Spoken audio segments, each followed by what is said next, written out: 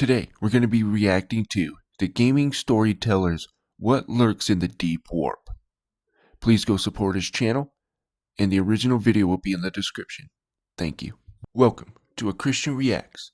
So I do things a little bit differently on this channel. I do react, but I also bring biblical commentary that is close to the Warhammer 40K lore that is on the screen.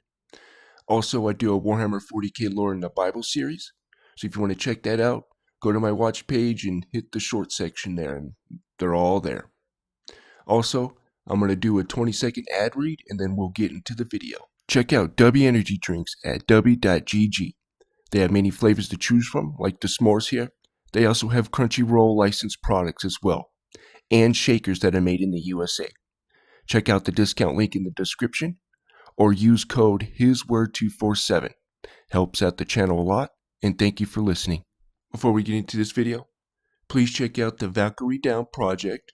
It is a Warhammer 40K fan audio drama. I will be playing as Trooper Koch in the next episode, so please go check that out. That, or the link to the YouTube page, will be in the pinned comment. Alright, so in this video, I'm going to be talking about this land of darkness, and then this outer darkness as well. I think they're kind of different in my opinion, because one, it says the light has come into the people of this land of darkness, and also this outer darkness where it says bind him hand and foot and just toss him there, right? And there ain't no getting out of it, at least in my opinion. But anyways, it's very interesting stuff. And also there's terrors and entities in this land of the shadow of death. So we'll get into that. But anyways, let's get this started. The first thing that people learn when they read about the grim darkness of the 41st millennium is that if you want to travel faster than light, you need to go through literal hell. No, not the hell of designing an engine, or even a space-capable craft, but literal hell. You know, that one from Dante's Inferno, where demons, fire, and marriage. No, I'm kidding. Energies and actual gods try to eat your tiny little ship because you wanted to deliver flowers to your mom. Of course, the Warhammer 40K version of hell, which is and if you don't bring flowers to your wife, you will go through hell. Usually referred to as the warp, is very different from the one we speak about in our ancient texts. It is a realm made of the souls of the dead, the screaming neverborn, roiling in energies of pure emotion, the place where four insidious gods of chaos have formed as a response to the unending wars in our own galaxy, each chaos god trying to overpower the other in a great game, enslaving— Looked like he was getting ready to stab his his nipple. Anyway. Trillions of humans, xenos, mutants, and heretics to fight for their dark purposes. But what if I told you that this is the good side of the warp? That place those four gods reign? Yeah, that is the best and safest part of this entire dimension. What if I told you there is a deeper warp, a place of rotting gods, a realm where cosmic horrors swim that scare— In the Bible, there is a place called the Abyss, and this is where the outer darkness probably is, right? And it's also called the bottomless pit, you know, Tartarus in the Greek and stuff like that. It is basically this prison house where the angels of Genesis 6 and all that, right, are. And in Book of Enoch, it even says these burning mountains are there, or in prison there, which is interesting. So, but anyways, even the Chaos Gods themselves. I spend a lot of time researching, piecing together, and even reading old interviews from the writers of Black Library to uncover every detail I could, pertaining to the Deep Warp and what dark beings live within. And let me tell you, this lore is absolutely nuts. I've been in this hobby for 20 years, and I didn't even know half of this. As there are a lot of sources for this video, you will see all sourcing and novel names in the bottom left hand corner throughout the video. So in today's video, we are going to take a look at the Deep Warp. What creatures reside in its murky depths? Where did all those dead god corpses come from? Why is it so dangerous and usually impossible to even enter? How did humanity discover it in the first place? Why, out of all Primarchs, did Jagatai Khan willingly enter this hellhole? And why are even the Chaos Gods and the Emperor of Mankind himself scared of entering this place? All that and a whole lot more in today's video. Because your wife is there. No, I'm kidding. I'm sorry. I keep. Anyway. Let's get into the lore. Before we can get into the deep warp, I need to quickly explain the warp, the materium, and the general dimensions of 40k first. Just kidding, all the good wives out there. First, if you already know all of this, don't worry, I'll keep it quick. Beyond the boundaries of physical space, unrestricted by time or causality, there is a plane utterly incomprehensible. Hey, that's me looking up at the sun. When I'm trying to look at an airplane, I'm like, oh, cool, look at the sun, you know? Anyways. By the mind. This realm lies on the other side of dreams and nightmares. It is beyond form or structure and even imagination. Here, everything is an impossible. Here, I want to read this verse here because it's kind of like that. Where is it? Okay, this is Job 10:21 and 22. Before I go whence shall I not return, even to the land of darkness and of the shadow of death, a land of darkness as darkness or darkness itself, and of the shadow of death, without any order, and where the light is as darkness. Kind of like the warp. Abstraction made real through metaphor. Love and hate, fear and hope, ambition and despair are what makes this realm. Yet it is an uncaring, emotionless void. It is ever-changing but constantly remains the same. No natural or supernatural sense can see, smell or hear it, it's a lord except of change. through illusions of color and faces that drive men insane. This is the warp, the realm of chaos, the sea of souls, the immaterial. I told you. There she is. I'm kidding, guys. I'm kidding, name ladies. You give it, this is an unknowable realm where the armies of thirsting gods are locked in a conflict as old as the universe, one that can never be won. Warp space is a dimension parallel to our own, a universe devoid of matter and life. It is a sea of energy and utter turmoil. It is the raw stuff of chaos. Every single thing we do in our reality, in the materium, is mirrored in the warp. If you kill a man or hurt someone out of desperation, a small movement is made in the sea of souls. A scream of anguish, despair, hatred or pride is enough to awaken or attract a new sentience that would inflict the same upon you as you do to others. Due to this realm being timeless, all the hatred, pain, and more we have caused in our universe have always been and will always be in the warp. Over time, this has given sentient life to those clumps of malicious soul energy we call the Chaos Gods. They are the ruinous powers, and each is a reflection of the passions that formed them. First amongst them is Khorne, the Lord of Battle, possessed of towering and immortal fury. Second is Tzeentch, the bizarre and ever-changing architect of fate, who weaves power. Hey, can you change my past, please? I could definitely do without that. But the truth is, though, without our past, who are we? You know, I probably wouldn't be the person I am today, that's for sure. So, anyways. Powerful sorceries to bind the future to his will, whilst the third, Great Nurgle, the god of disease, labors endlessly to spread it. Nurgle's in the Bible here. By name, too, by the way. Hold on.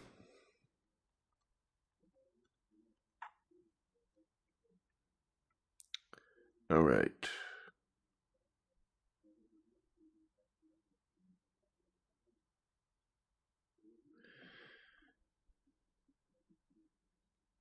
So,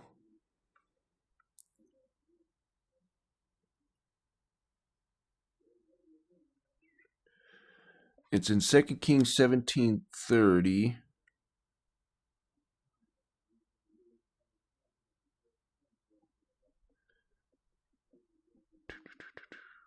Man, I'm having an issue finding. Okay, 2 Kings 17. Sorry about this, guys. I'll also give you the Strongs of it. Okay. 2 Kings 17:30. And the men of Babylon made Succoth-Benoth, and the men of Cuth made Nergal, and the men of Hamath made Ashima. So let's go to Nergal.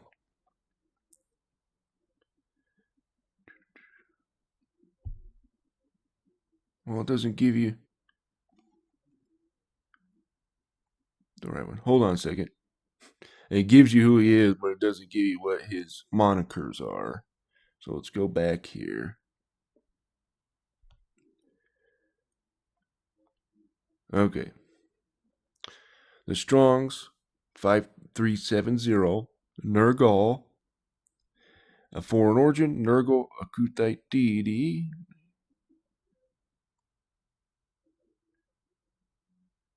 Okay. Nergal was a prominent Mesopotamian deity widely venerated in Babylon, Assyria, and across ancient Near East as a god of war, plague, and the underworld. And he was also called the god of inflicted death. So that's where Nergal comes from. So, yeah, there you go.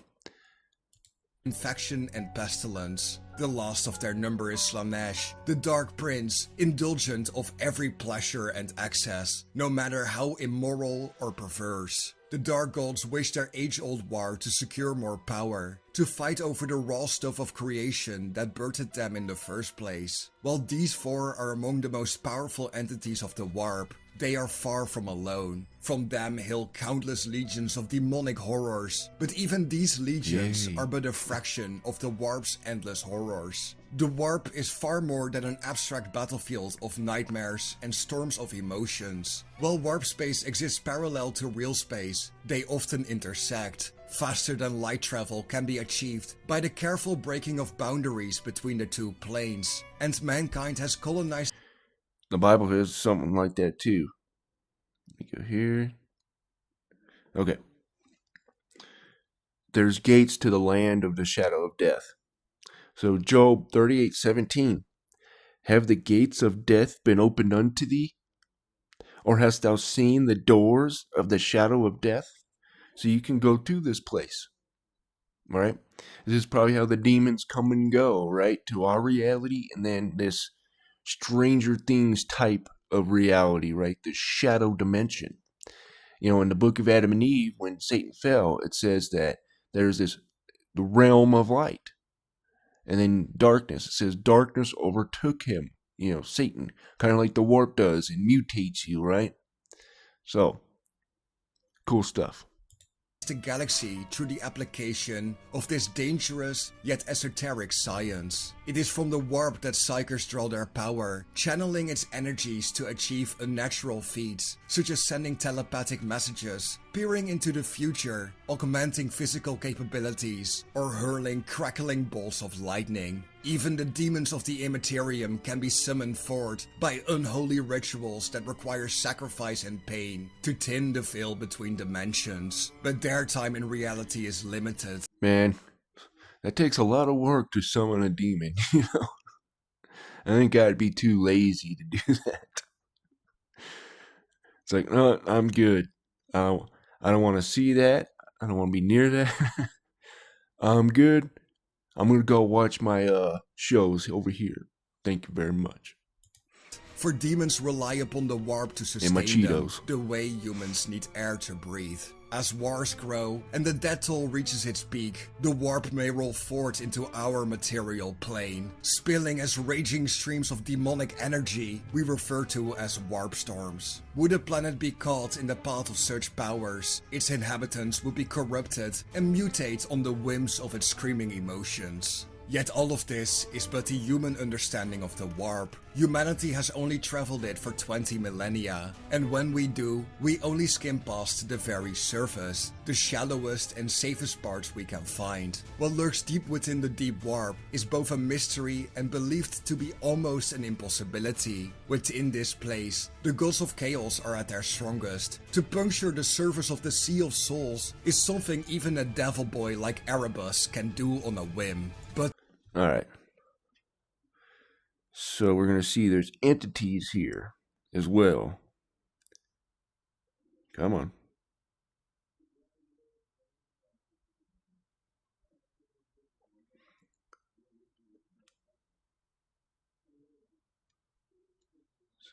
Come on. Right. Psalms 44:19. Thou hast sore broken us in the place of dragons and covered us with the shadow of death. So it's the same thing what I was just talking about, how darkness overtook Satan, right? But it's also this land, right? Where you get this. Job 24:17. For the morning is to them even as the shadow of death. If one know them, they are in the terrors of the shadow of death. And we see here, the same one I brought up earlier, right? Job 10:21. Before I go, whence shall I not return? Even to the land of darkness and of the shadow of death. So it's this place and this darkness that can overtake you, kind of like the warp. Okay. to go deeper, who would dare such a dangerous dive? The depths of the warp are something humanity has only ever glimpsed at. It is something that remains impossible to travel to. Or is it? What do we actually know about this deep warp? What is it?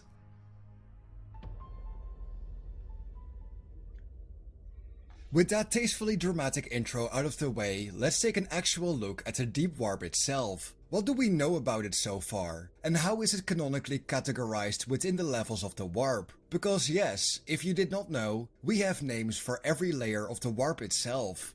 The warp is a thing of illusions and speculation, but if you want to compare it to something we can actually understand, it is an infinite ocean. And just like the ocean, the warp has depth, one that stretches deep and wide. The first upper layer of the warp is the stratum aetheris, which is the shallow ways. Here's where humanity and other races usually travel. From the shallow ways, the light of the Astronomicon and what used to be the Pharos device can be seen and used as a lighthouse. Through the stratum aetheris, navigators can navigate the warp, and the upper layer is the easiest part to punch a hole into with both warp drives and Galler fields. The second is the stratum profundus, which are the greater arteries, plunging deeper into the warp itself. While not impossible to travel, these arteries are best avoided by humanity. Okay, this is actually a good explanation of the deep. So in the KJV Bible, the abyss is often translated as the deep, or bottomless pit, or the depths.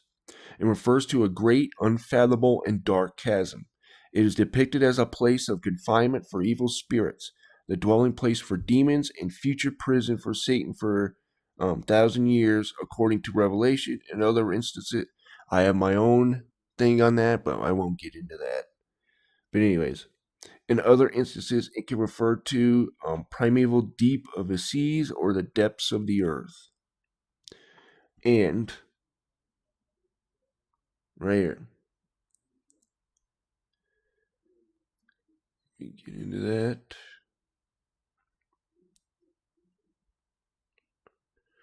So Matthew 22:13. Then said the king to the servants, bind him hand and foot, and take him away, and cast him into outer darkness. There shall be weeping and gnashing of teeth. Right? So this is different from this land of darkness, right? So there's this dark realm and this realm of light, but then there's also this outer darkness, this deep, right? Where this prison places with the angels that in Genesis 6 copulated with women and all that stuff, right? Here, I'll bring that verse up real quick. Left there.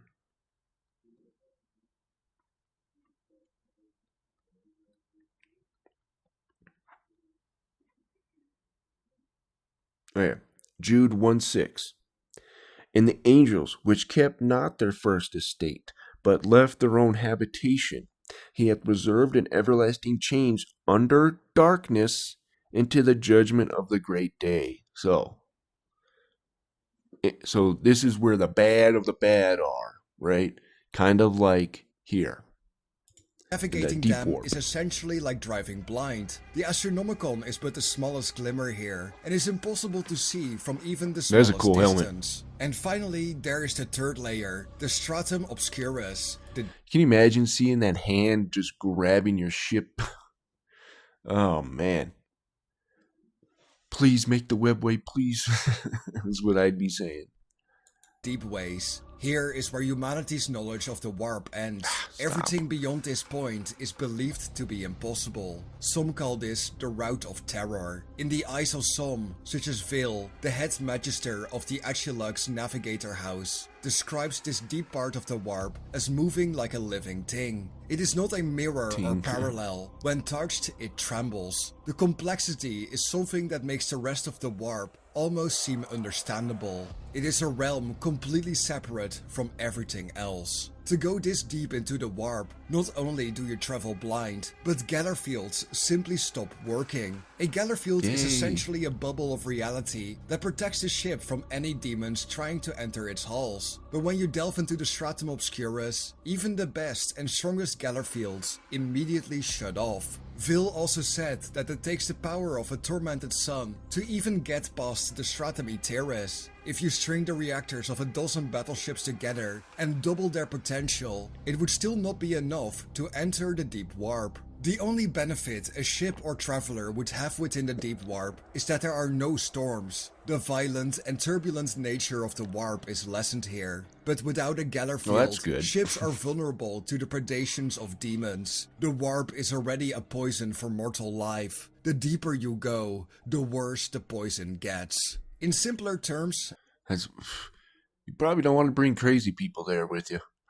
But then again, everybody's crazy in the Warhammer 40K universe, so I guess you can't get away from that. And to go back to our ocean comparison, the deep warp acts in a similar way to the deepest part of an ocean. You might even compare it to the Mariana Trench. But imagine it had no bottom, where the water pressure gets so high, even the highest tech super resolution cameras would get crushed in an instant. While some believe that the deep warp is free from the touch of the Chaos Gods, I myself disagree with this, especially when taking into account that there are 8 Gods of Chaos, which aren't all present in the upper levels of the warp. Yeah. 8, not 4. Before you get out your pitchforks and dub me a heretic, I ask you to hear me out on this for a— Well, it is true. I mean, well, not true. I can't say whether or not, but it does have the 8 things, right? You know, here on the Chaos Sigil, right? But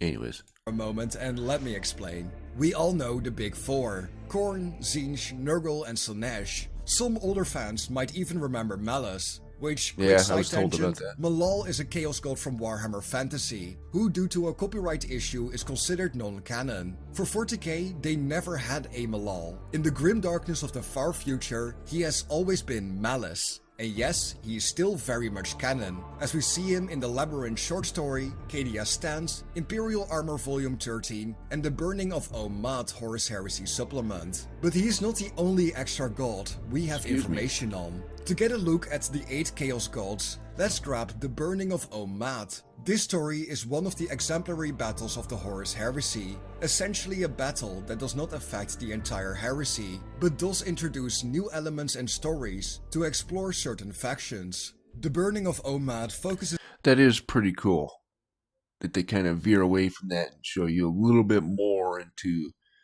you know, chaos and all that. But anyways, is on the Sons of Horus and a group of wordbearers attacking the Forge World of Omad, with the Sons of Horus commander specifically trying to achieve demonhood or make a demonic army. This somewhat works, but it also backfires when the Sons of Horus summon demons to help them. They accidentally let numerous other warp rifts open, allowing legions of demons to pour out and fight traitors and loyalists alike. This story is a free PDF published in the last couple years by GW. Honestly, I highly recommend checking it out, even if you don't play the Horus Heresy. The Burning of Omad also provides us with some unique insights into the Warp. In the Oh yeah, and I forgot to bring this up. So this is Psalm 107:10. Such sit in darkness and in the shadow of death, being bound in affliction and iron. So it's that same thing, like it's coming on you and mutating you and imprisoning you, right? And then you're probably at the whim of demons and stuff as well, right? And I do want to bring that up. Isaiah 8:19. This is probably these people who do that, right? And when they shall say unto you, seek unto them that have a familiar spirits, and unto wizards that peep and mutter. Should not people seek their God for the living to the dead? So they're being controlled by this familiar spirit, right? And a familiar spirit is a demon who they're familiar with, right? And you got to remember, these demons have been here for thousands of years. So they know, oh, your parents and your fathers, your stepfathers, and all that, right? But anyways, I digress. eyes of a mortal man, the forces of the Warp seem like a unified host of monsters. But this is far from the truth. Deep in the Warp stirs a number of powers, each with its own agenda, desires, and its own host of demonic spawn. With the ruin storm splitting the galaxy, these powers, more than ever before, ventured forth into the galaxy. Esoterists, Diabolists, and other Oh, man. Ow. Hello. For some reason that reminded me of Miss Doubtfire. She comes out with the pie or whatever, or the cream all over her face. For some reason, I don't know. I don't know why that reminded me of that. My brain sometimes. demon summoners within the armies of Horus still had much to learn of the powers from the Warp. Summoned demons were often drawn from different gods, bloodletters fighting next to demonettes, a Lord of Change commanding hordes of Nurglings, and many more such cases. Although demons are generally unique, they do still follow a certain template. And in this little booklet, there are 8 dominions the demons of the Ruin Storm are drawn from. To start with the dominions we know best, there's heedless slaughter for Khorne, rapturous sensation for Sanesh, putrid corruption for Nurgle, and infernal tempest for Tzeentch. But the other 4 dominions are encroaching ruin. This dominion is the purest form of terror that few can stand before and remain sane. It hungers only for destruction, that all things mortal meet their predestined end and crumble into dust to be forgotten. To this singular end, it moves forever, driven by a nightmarish purpose, which subsumes the petty divisions of demonkind. Ravenous dissolution. The hatred that swirls within They had a dream. That, yeah, I should probably shut up on that. the Warp encompasses all things, and like the Don't wanna dragon get of canceled eternity that feasts upon its own soul, you know, Ouroboros, this hatred extends even to itself. There is no rational Demonkind are people too, folks. Just kidding. or sane logic from Not these really. creatures, and to have expected anything Well, technically speaking, I guess you could say some of them are. Because if you don't know, the Nephilim, in Genesis 6 and all that, because they weren't, their spirits weren't made in heaven like ours were and all that. They were made here on earth. They're not a God prescribed creation. They became the demons. That's who the demons are. So, like these satyrs, these giants, and stuff like that, right? These are the demons. That's why you see giant shadow people and stuff like that. You'll see a lot of people have seen this stuff. So, anyways. else would be foolish. The ravenous dissolution is both chaos by name and nature. This self-destructive hatred offers no ally to anyone, only a new and unpredictable If you read Genesis 6, that's where angels mated with women and had offspring with them. So, if you don't know. enemy. If it was not obvious enough, This is the domain of Malice, who people like to call an anti-chaos chaos god. Formless Nice. distortion. Demons of He's the anti-hero.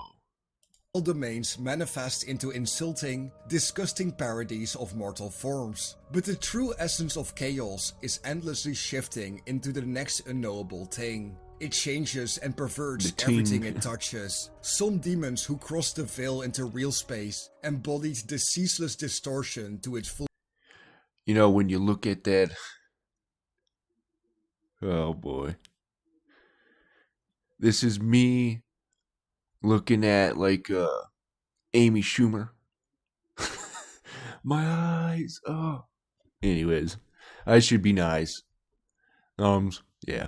Anyways, Fullest extent, shaping themselves into roiling aberrations of immaterial flesh don't and mean bone, to be picking on for you, whom ladies. death was simply one component of an eternal metamorphosis they would inflict upon the material world. Malevolent artifice. Chaos likes to mock and twist everything mortals create. And of course, this extends to technology as well. The very drive to create has been perverted into raw force of malevolent destruction within the Immaterium. Conjured forth into real space, such demonkind harnesses the work of mortals as a vector for their own annihilation. Their monstrous machine entity forms at once a mimicry of flesh and artifice. Every action made to demonstrate their supremacy over both mortal beings and everything they deigned to create. Does this sound familiar? To me, it certainly sounds like the work of Vashtar, but does this mean there's already a Dark Machine Chaos God deep in the warp? Or is Vashtar destined to ascend to become that exact being?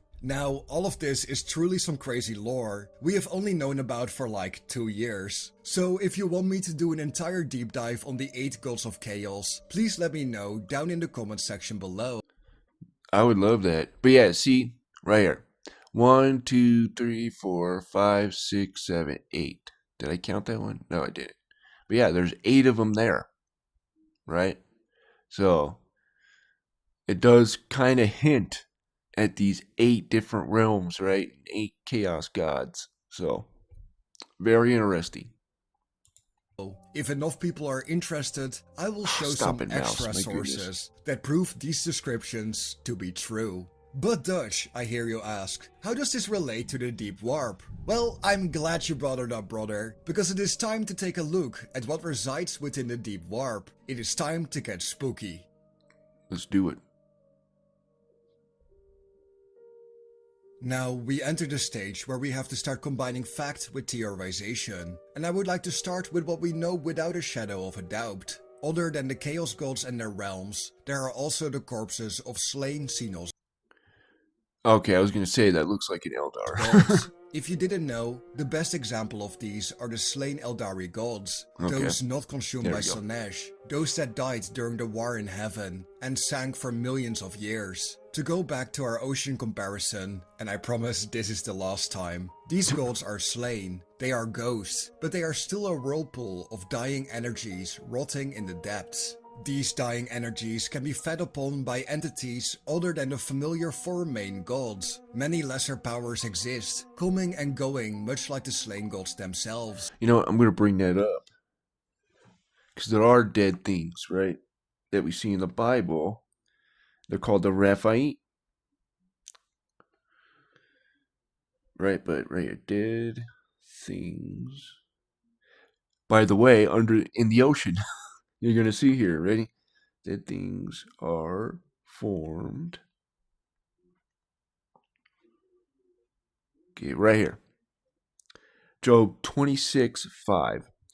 Dead things are formed from under the waters, and the inhabitants thereof. So, in the Horus Heresy, one of the Horus Heresy videos that I did with Luton09, when he talked about it, I brought up this marine kingdom, Satan's marine kingdom, right? Because you have this deep character there, right? And then we have, this is different from the deep of the abyss, right? This is where Tanin comes in, which is a sea monster. It's kind of like an umbrella term, but it's talking about this Leviathan character. In Enoch chapter 60, Talks about Leviathan and Behemoth, how he separated them. One is a female Leviathan, put in the abysses of the ocean. And here, let me bring that up. I know I brought it up many times. I'm sorry if you're getting sick of this. But people they're not taught this. They're not taught about the deep, like in Genesis 1:2. That deep there, where it says darkness was upon the face of the deep, is an actual entity. So, the deep set him. Okay. Ezekiel 31:4. The waters made him great. The deep set him up on high with her rivers. Remember, the Enoch, a female Leviathan character, right? So her rivers running around about his plants and sent out her little rivers into all the trees of the field. And this deep here, or tome, I'm sorry. Tanin, there's difference used, but it's pretty much the same thing. Tanim is like a sea monster thing, right? This is tome, the deep, sea, abyss, or confusion, empty place without form, nothing. Right here.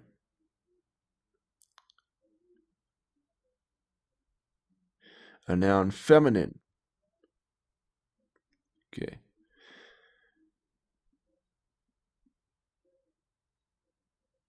But this is where in Hela, the Norse goddess Hela, she's in Niflheim, right? This dark world, right? This is where the deep is, right? That's why it associates the deep and this entity as well, right? But as you see here, and what's interesting about Hela, she has a well with many rivers coming out from it. You can go look that up, Niflheim there, or Helheim. Niflheim, Helheim, I guess. I'm still wondering if that's the same thing or not. But anyways, I need to do more of a deep dive in that. But anyways, but as you see here, that's the same word in Genesis 1:2. Should I bring that up? Let me see.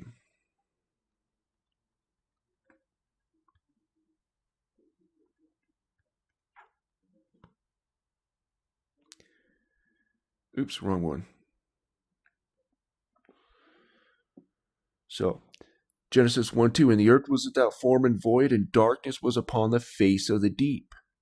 And the Spirit of God moved upon the face of the waters. It's the same word. So, as we saw in Ezekiel there, right? 31.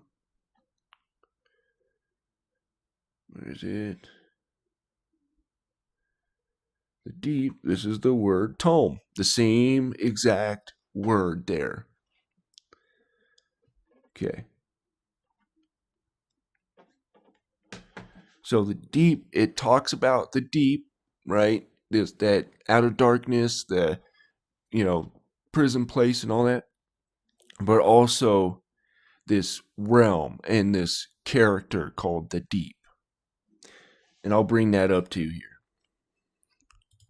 Some of these powers are lesser gods in their own right, existing only briefly before being destroyed and consumed. Others may be exalted demons, or even demon princes seeking to gain power outside the watchful gaze of the Chaos Gods. In our real world, these slain gods are no different from a whale passing away. For those who don't know, whales, when they die, slowly sink to the bottom of the ocean.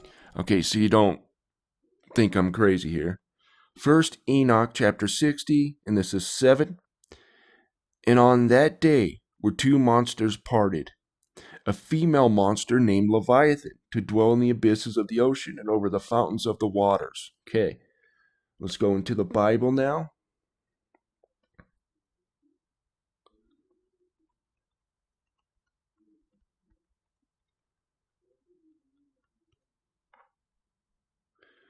Let's go to the crooked serpent.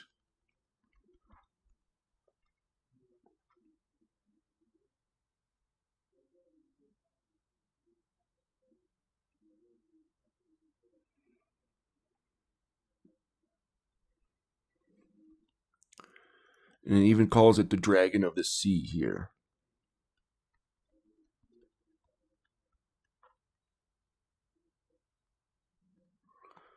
Isaiah 27:1. In that day the Lord with the sword and great and strong sword shall punish Leviathan, the piercing serpent, even Leviathan, that crooked serpent, and he shall slay the dragon that is in the sea. So, in that Ezekiel one, it's an actual entity. But, anyways. During this descent, some predators might take a small nibble from their carcass, but once it hits the ocean floor, a whale carcass turns into an ecosystem. Larger fish and the like strip the whale of most of its fat and meat, and other small bacteria and water vermin eat the rest. These temporary ecosystems, where the bottom feeders of the ocean make their home, are valuable to the entire ocean. Without them, life on the bottom of the ocean would be impossible, and from that, the bottom of the food chain would not be met. These ecosystems can last for decades, until nothing is left except bones. In much the same way, slain Eldari and other Xenos gods are a wellspring of power for less. You have to admit, that is a cool scene there. Of the last guns getting the Tyranids. Lesser entities and demons, which in the end feed back into larger animals higher in the ocean. But this raises a very important question. If the deep warp is filled with dead alien gods, fed on by a myriad of entities, are there any living gods down there that are still alive, or have even formed there? Well, we know of one god that came from the depths of the warp, surprising even Nurgle and his followers when she randomly swatted an entire fleet apart, that being the Tauva goddess. To keep the topic focused, I do need to add some context. The Tau are not a very powerful psychic race and understand very little about the warp, so when their fourth sphere expansion used an experimental warp drive, they entered the warp without a gather field, and they were caught in the Great Rift, which opened at the same time. This caused the fourth sphere to be sent off course, and during their time in the warp, they would fall into its true depths, and they would be hunted by strange demons. The alien auxiliaries like the Kroot, humans, and psychic Nikasar, love me some wizard polar bears, were attacked by demons. The Tau could do little to help, and they themselves were only attacked. Hey, you learned something new. I did not know there was psychic polar bears. When they tried to save their allies. To make matters worse, the fleet would be sucked into the heart of the Immaterium. During this, the Tau thought there was no escape as the whirlpool of the warp sucked them deeper and deeper. Here, the currents of the warp were devoured, and suddenly, the demonic attacks stopped. The remaining demons began to laugh. The ships no longer moved or showed any forward momentum, but something was scraping against their ships, even though they saw nothing. Something immeasurably large scraped past them, the creaking of their hulls sounding with the strain of force. That does look like those depictions of an Ophanum. But anyways. This sentience was the goddess Tauva, who was worshipped by alien auxiliaries across the Tau Empire. The goddess saved the fourth sphere and flung them out of the warp, away from the corrupting touch of Nurgle. Now, considering how little knowledge the Tau have on the warp, one fleet's first-hand account does not hold up perfectly. Yet it is my theory that younger and newer gods can manifest themselves in the deep warp, feeding upon the corpses of what lies down there, and then rise to the top to interact with the species that preyed them into being. Now that we know what might be down there and which forces are missing in the upper echelons of the warp, has humanity ever traveled there? Did we figure out a way to do it? Let's take a look at Grandpa, get back in your chair. at a crazy story of the Primarch of the White Scars, Jagatai Khan.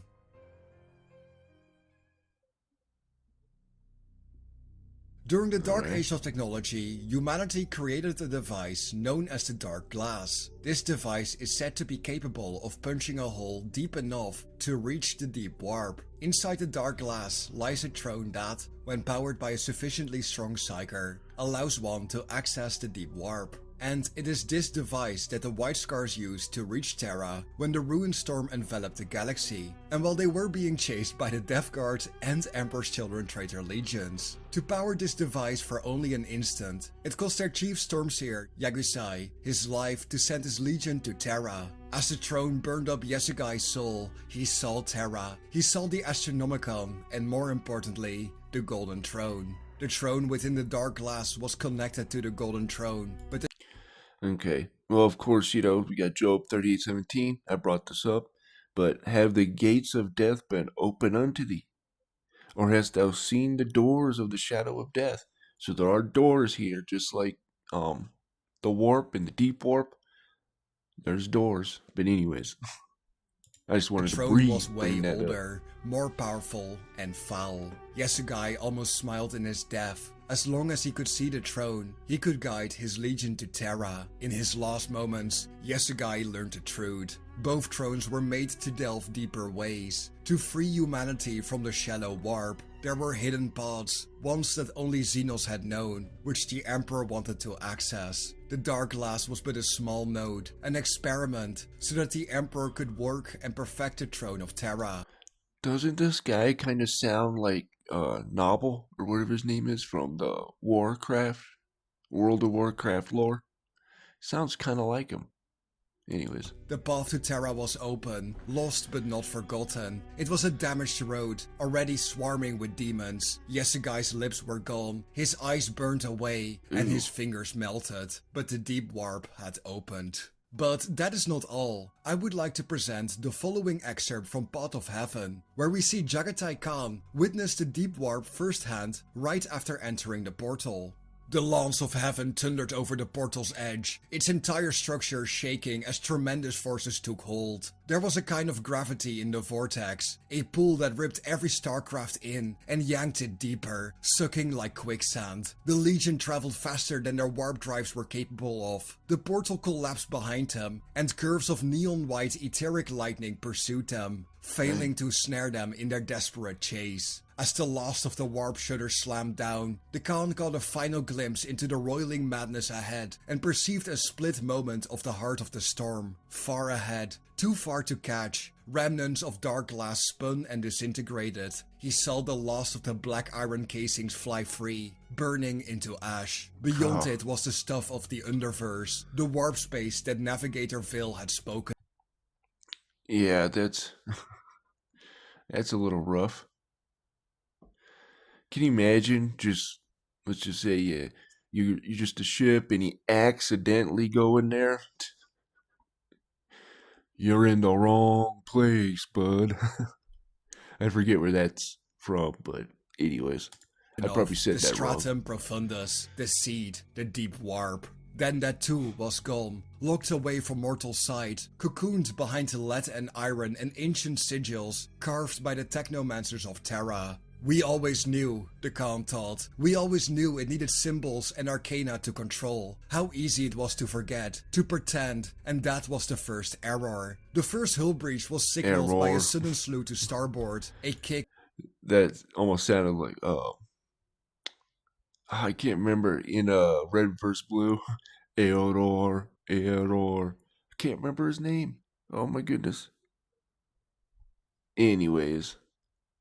Far greater than warp turbulence would give. Jagatai glanced up at the tactical displays, his fleet stretched away ahead of him, in close formation, all traveling at the same insane speed. The chronos rattled around, the sensors cycled, the velocity meters fused and burst. On the flickering auger screens, he saw that 3rd Legion ships had followed them in and had broken up on the cusp of the portal. Burning remnants flew along in the momentum stream, clustering close to the Lance of Heaven's plasma trills. 9 Stormseers remained on that bridge, plus the sorcerer Arvida, and they broke off from their warp scrying rituals. Narambatar, the greatest in power after Yasugai, an age-steeped warrior in rune-carved armor bearing a staff of carved ebony. Yes, I'm a guy. Sorry. Yeah, sorry, stupid joke. Looked up at the bridge's lofty ceiling, his unhelmeted face suddenly tense. The noise had followed, like steel spikes dragged over rusty iron, digging deep. Great rattling clanks resounded along the length of the dome structure. The Khan knew those sounds. They had ever been in his dreams since the earliest memory. The distant rills of ice and fire that had preceded his first true recollection on Chigoris. They had tried to claw their way in, then too. "Be still!" he cried, striding to the edge of the command dais. Is that Chigoris or Chigoris? It's probably most likely Chigoris, but I always heard it as Chigoris. Maybe I heard it wrong. Every face on the bridge lifted to see him. The menials working at the nav stations, the officers in their white robes, the legionaries standing at every intersection and gantry head, the seers with their bone chains and horsehair staffs. "We are now in the realms of the gods. This is their place, where they do not suffer the mortal to endure." The hull vibrated again, riven by heavy blows from the outside. There were no cracks in the adamantium, for the denizens of the Imperium fought not against the physical constraints of matter, but the psychic barrier of tech sorcery that sheathed it. "They come now, hungry for more blood, but we have bled enough, and others have bled us to bring us here, and they shall have no more." The first claw broke through, punching out the inner roof, shimmering like a hololith. A pungent sting of maddening perfume bloomed across the entire bridge, followed by the distant shrieks of another world. The Khan drew his tulwar. All across the bridge, every warrior took up a blade. The warp shutters rattled. The warp drives whined. "They seek to bring us down, because we guide the others," the Khan cried, striding over to where Arvida stood. "We must release the pheromones."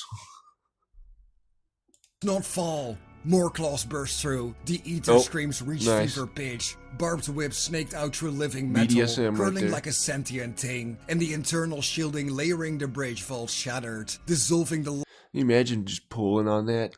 Oh. That's a weakness right there.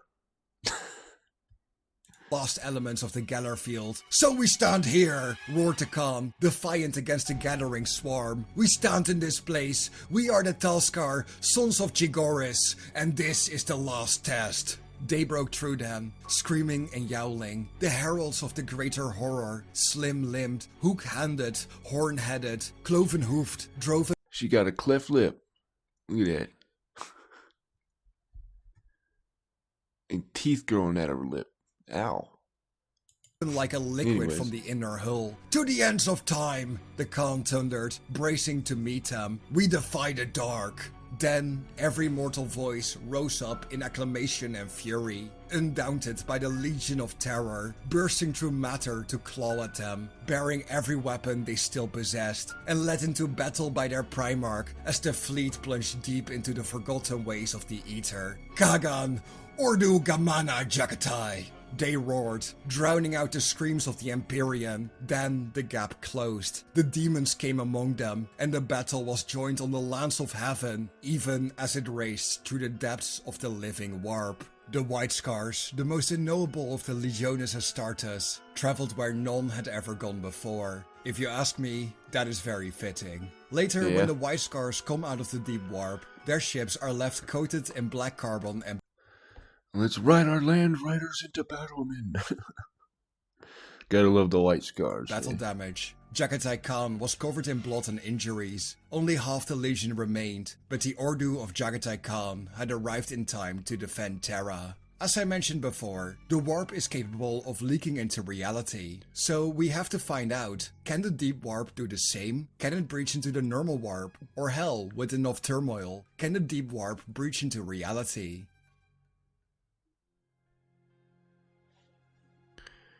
In the Bible, kind of, we see this intersection or intersectionality, kind of, right? Where, of course, you got the doors of the shadow of death. It could be entered and all that. Like right here. Let me see if I can find it. Not that one. This one. No. Darn ads. Okay. This is the very famous "I walked through the valley of the shadow of death," right? Yea, I walked through the valley of the shadow of death. I will fear no evil, for thou art with me.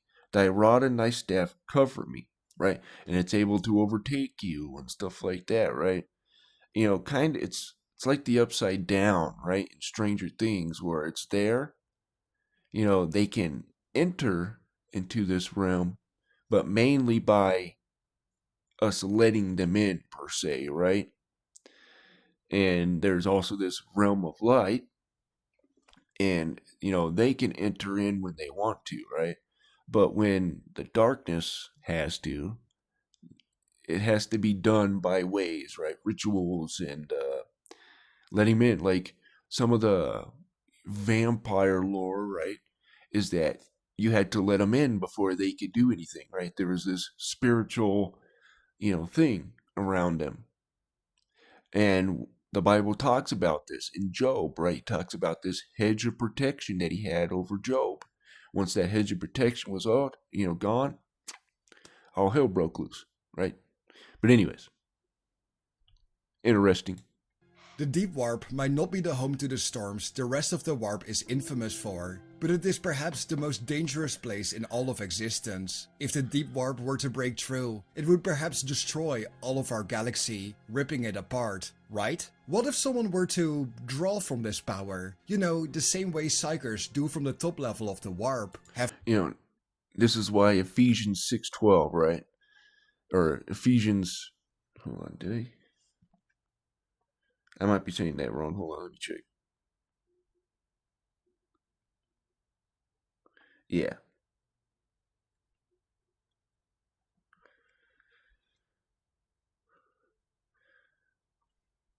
So all of chapter 6, or Ephesians 6, right?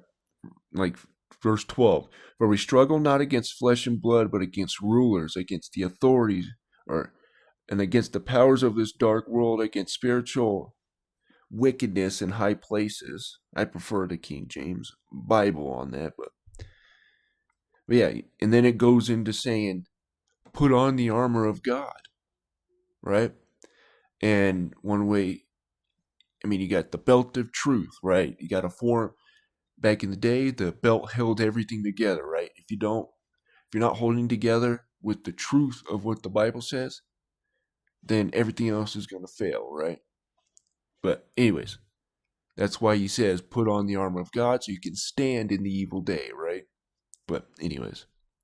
Some individuals done so. Maybe a certain contentious perpetual. I'm talking about Urda, mother of the Primarchs, of course. During the Siege of Terra, Erebus hunted Urda, hoping to convince her to join him on the side of Chaos, and together kill the Emperor of Mankind. As expected, Urda absolutely bullied Erebus, calling him a pathetic devil boy and telling him to go crack himself. Erebus decided the best response to this was to summon 4 greater demons, one from each god. During this battle, Urda would be injured, but she fought them with terrifying ease. Sure, these greater demons were some of the strongest ones out there, but the only other people we... Oh, okay, those are abs. I was like, what the heck are those? Anyways. We have ever seen doing something similar are the Emperor himself and the Side Titans of the Ordo Sinister. Erebus, watching the fight unfold, was literally useless. The powers unleashed was something he could never imagine. Erebus even questioned if Urda's power came from the warp at all. It felt more powerful and different than anything else. Somehow, it was as if its origin came from the foundations of the physical world, a well that never dried up, and something truly primordial. But Erebus also raises another point. All roads lead to the Empyrean. Was this the power of the raw deep warp? Perhaps, perhaps not. In any case, Urda's powers are something different from anything else we have seen. And in the opinion of Erebus, Urda could have been the queen of the warp if she had just accepted the gods of chaos. Another important source when it comes to using the power of the deep warp comes from Kairos Fateweaver and the Well of Eternity. It is often said that the Well of Eternity used to be at the very center of reality, the place where space and time both originate and end. Tzeentch wished to gain the knowledge of the future. He already knew everything in the past and present. After throwing in multiple Lords of Change into its glowing depths, Kairos, one of Tzeentch's personal viziers, was yeeted in, and somehow he came back. When he did, however, he had gone utterly insane, and his one head became 2 instead. One always sees the past, one always sees the future. This is where you play the Jey Uso song. Yeah. you. Sorry. Too much WWE.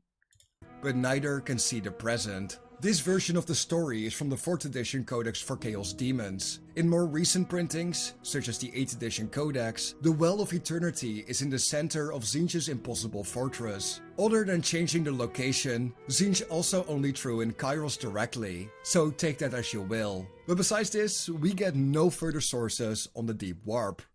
So in conclusion, the Deep Warp does exist. It is the part of the warp where the Chaos Gods simply don't wanna go. 40k lore is fun, and there's a lot of it. But sometimes it is also very contradictory, and what is true and false can be hard to discern. But there is the true beauty of 40k, a sandbox I've been confused many a time reading the lore. Of near infinite possibilities, that all might hold a root in factual interpretation. The Deep Warp remains evasive. It is rather esoteric lore that people have spent hours debating, calling each other mean names. Some argue the Deep Warp is not real at all. Others argue it is filled with terrors that scare the Chaos Gods and make Khorne clutch his sword just a little harder. Some say the Chaos Gods are the most powerful entities in the Warp and cannot feel You know, we can't just agree to disagree on things, you know, we gotta call each other names. Because we are in the right. Sounds like today's political landscape. But then this is also absolutely disproven by Tzeentch himself, as he was too scared to enter the Well of Eternity. In all of my years of being in this hobby and having explored countless of other settings, the Warp has remained the most interesting and complex lore I have ever encountered. But what do you think of all of this? Do you think the Deep Warp is real, or is it just some esoteric misunderstanding where the writers have no idea what they are doing? But let's just say the Deep Warp is real. What do you think is down there? Well, I think it's very big possibility. Why would the Chaos Sigil, or Sigil, however you want to say, I say Sigil, some people say Sigil, so I don't know. But anyways, it's got 8 arrows on it. So, I mean, but who knows? You know, I'm no lore expert, right? But anyways. What kind of creatures do you think the Chaos Gods are scared of? Do you think the Emperor pulled the Primarch souls from down there? Or do you think the Deep Warp is something completely different? Let me know your comments, concerns, suggestions, theories and ideas down in the comment section below. If you think I deserved it with this video, please leave a like and hit that subscribe button. It helps push the video into the algorithm and it would make me very happy. Yes. I should also say, if you made it to the video, if you're on mobile, please hype the video, because that really helps. But anyways, thank you for watching, and I will be seeing you in the next one. Bye bye. Later. Alright, so we're gonna end this here. I just want to thank everybody for staying to the end of the video who did. And if you liked the video, thank you. If you disliked the video, thank you for at least giving me a chance.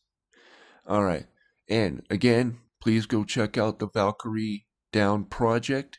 I will put the YouTube channel in the pinned comment, so please go check that out. Again, I am Trooper Koch is my character in that, and it's coming up in the next episode. So I just want to thank everybody, and you guys have a wonderful day.